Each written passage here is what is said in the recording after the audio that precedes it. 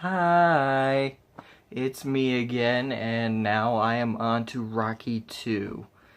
Another one that I grew up with. I honestly grew up with all the movies, and I'm just gonna say it is one of the greatest sequels of all time. You disagree? Fucking fight me for it. No, seriously, Rocky 2, in my opinion, is one of the greatest sequels of all time. It does everything right that a sequel should do, and unfortunately, there aren't a lot of sequels quite like this. Um, with a lot of sequels to big, successful franchises, you see them try to make things bigger, try to make things more bombastic, better. They didn't do that till like Rocky 4. No, seriously. This really is one of the great sequels that if you need a reference to show you exactly what to do in terms of making a sequel, this is one of those movies to help you work out your platform, honestly, because it's so great. It expands upon the characters in a way that feels organic. It doesn't rely completely on the first film. It doesn't try to do the first film again, even though, yeah, technically it is Rocky going up against Apollo Creed again, but it's handled very differently from how the first film did it. In the first film, it's an underdog story rising to try and prove himself to be more than just a bum. The second film is Rocky really trying to figure out who he is after that fight.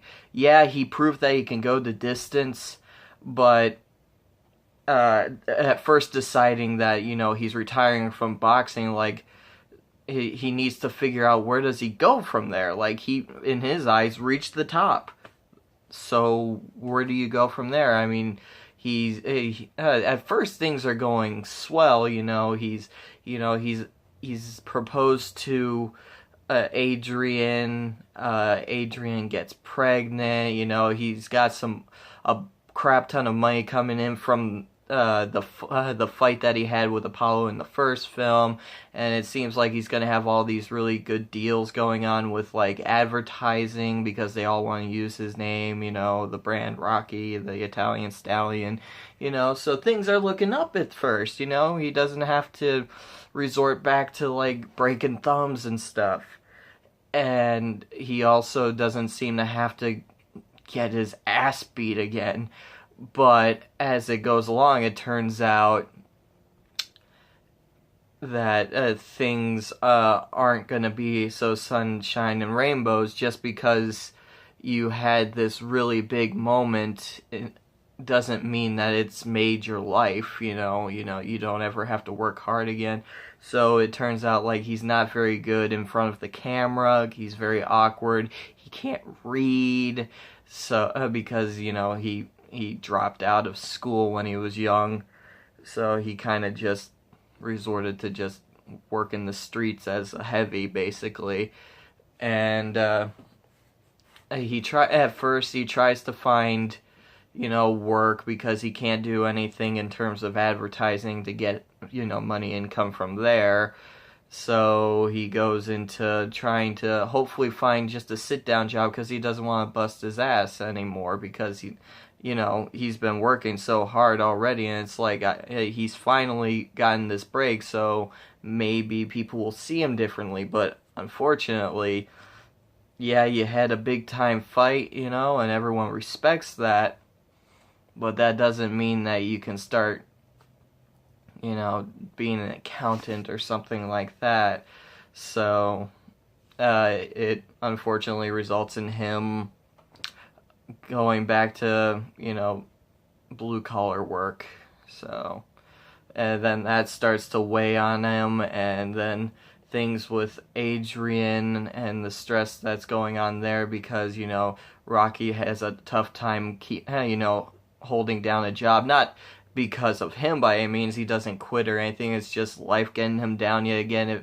For him, you could see that it feels like things are just going back to the way they were, and he's trying and fighting so hard to not go back to living in a shithole or, doing odd jobs just to get by. He wants a good life for his wife and his child and himself, and you can't help but feel for this guy. And then, it turns out that Adrian, while pregnant, has to start working at the pet shop again, and you could see it kind of break his heart because he wants so badly to do this for her, but it's like life is just not allowing him to, and it's awful to see, and it just brings you into the drama of it all. It really invests you in what's going on, and you kind of just want things to work out. And then you also see that that there's an obsession building with Apollo Creed, and as well as Rocky, with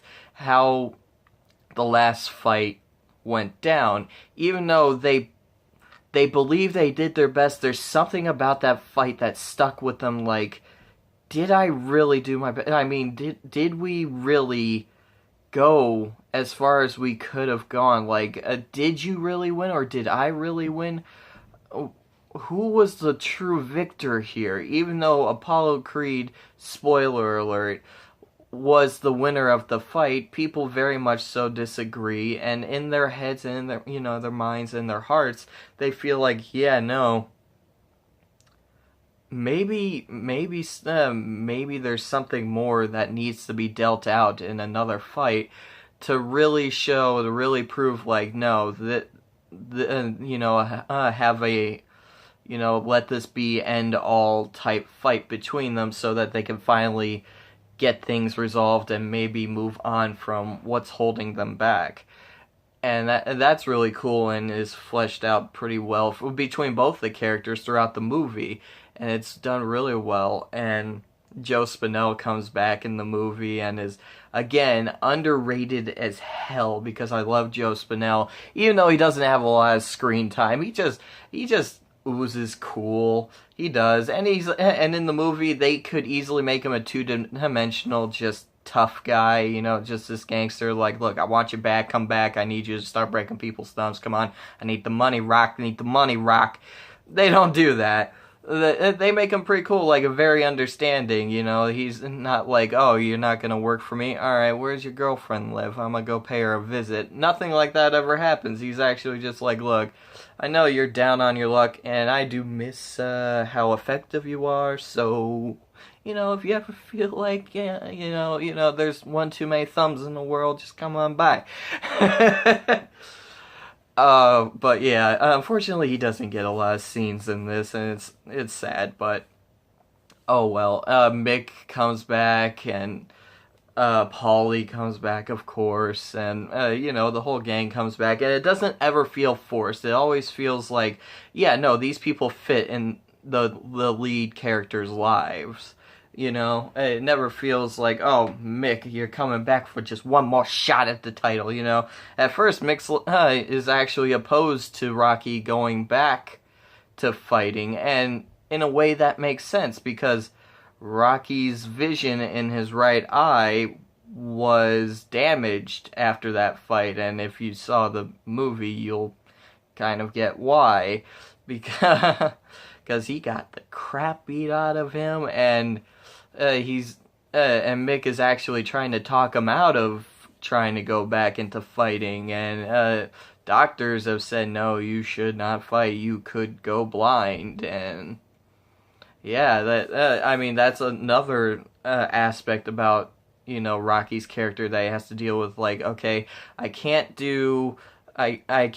go into office work because I'm uneducated, even though, and he even tries, to make himself better in that regard, because he starts reading alongside Adrian in this really cute scene together when they're just laying in bed, and he's just trying to read. He's just trying to figure out how to read, and he's doing relatively well, and she's just listening. And it's a really simple, quick, and cute scene. It just works. It's very effective in just how simple and brief it is. He tries, getting into office work, but he can't because of that whole thing, and plus he doesn't have any experience prior to that anyhow. He can't hold down any, lower paying jobs, any real hard labor jobs. It just seems like every time he's laid off or something wrong, something else just happens to keep him from staying, and yada yada.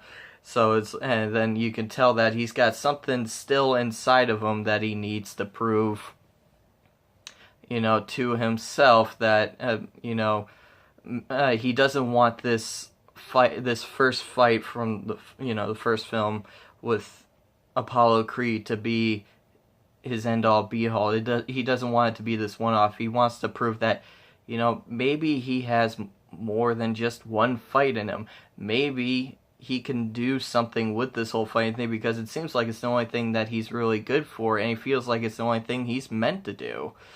As sad as that may be, there is a tragedy to that, but there's also a sense of self-identification. You know what I mean? He just knows who he. In fighting, he finds who he really is, and he can work out the demons that he needs to work out. And so, yeah, that it works out. I mean, it's written in such a way where you really buy this whole arc, even though it in some ways is similar to the first film, but it's fleshed out in a completely different way, and it's really cool. It's really well done, and and there is some heart-wrenching moments in this movie. Spoiler alert again. Like, from here on out, I'm gonna start talking about the last act of the movie. So if you haven't seen it, this, again, another like 40-year-old film, go see it. It literally is one of the greatest sequels of all time. But in the last act of the movie, it does get pretty heavy with some heart-wrenching moments in terms of what's going on with Adrian, who, when delivering the baby, slips into a coma because of heavy blood loss, and it's pretty rough, especially the first scene you see where Rocky... Quit it. Sorry about that.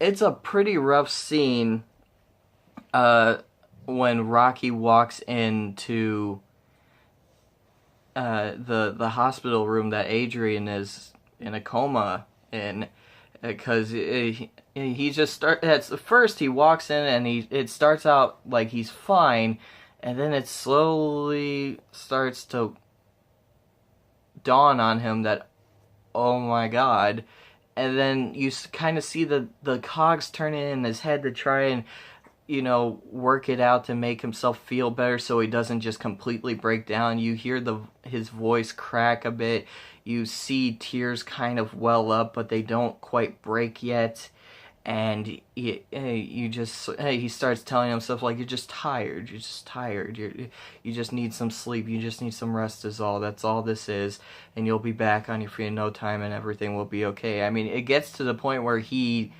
can't even go see his own child without her, because in his head he feels that would just be wrong, and he can't do that, so he stays by her side until she hopefully wakes up, and it's tough. Like, you just feel for Rocky in that moment, in those moments that he's just sitting by her side waiting and praying, and the scene with when Mick comes in after he's discovered that she was ill, and he says, yeah, I know you got a lot going on here, but you also got a lot going outside of this room as well.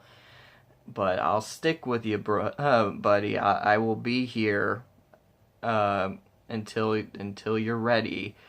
And when she finally wakes up, you just feel this relief, this happiness, this like, oh, thank God. You really do just like you're kind of like fighting, like you're just like rooting for like things to just work out for Rocky and Adrian and everyone.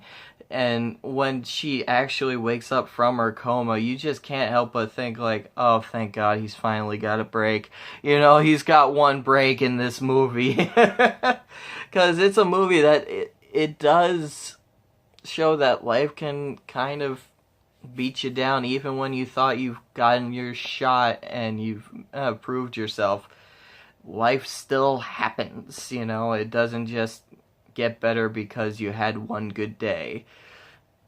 And it does so well. And then when it gets to the actual fight between Apollo Creed and Rocky, it's again another really well done fight. And you're just kind of riveted from start to finish, like, okay, Rock, are you going to get this? I mean, this whole movie has been kicking your ass, and you can't help but hope, like, okay, I just want a good this good day to resolve all days for you, you know? And you see that fight, you see that strive to finally just get out of that shitty neighborhood he's stuck in and all of that, you know. He just wants, you know, the good life for once, and that's what it's kind of like he's fighting for this time. Before it was to prove that he can fight. This time it's to prove that he isn't a one-off. And I love this movie. I really do. I can't recommend Rocky 2 enough. Seriously, it is one of the great sequels. If I were to create like a top 10 all-time sequels list, you know, there would be Rocky 2, there would be Godfather Part 2, there would be Empire Strikes Back, and then, you know, it's just one of those perfect sequels to an already perfect movie. It fleshes out themes from the first film, but in its own way. It takes care of its characters. It doesn't just throw them off or try to force them in. It makes sure that everything feels organic and real. It is well made. It is well written. Sylvester Stallone, again, knocks it out of the park. And I believe this was his directorial debut.